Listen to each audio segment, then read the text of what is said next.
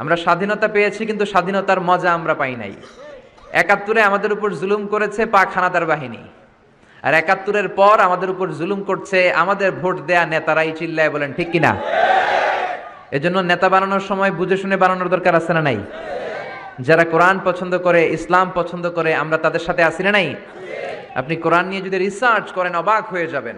মানুষের নামে আল্লাহ সূরা দিলেন, প্রাণীর নামে সূরা দিলেন, চাঁদের নামে সূরা দিলেন, সূর্যের নামে সূরা দিলেন। কি অবাক করা কাণ্ড! আবার এই চাঁদকে বিশ্বনবী 2 ভাগ করেছিলেন, সেটাও কোরআনে আছে না নাই? ইকতারাবাতিস সাআতু ওয়ানশাক্কাল কামার ওয়া ইয়ারাউ আয়াতান ইউরিদু ইয়াকুলু সিহরুম মুস্তামির। বিশ্বনবী আঙ্গুলের ইশারায় চাঁদকে 2 ভাগ করেছিলেন।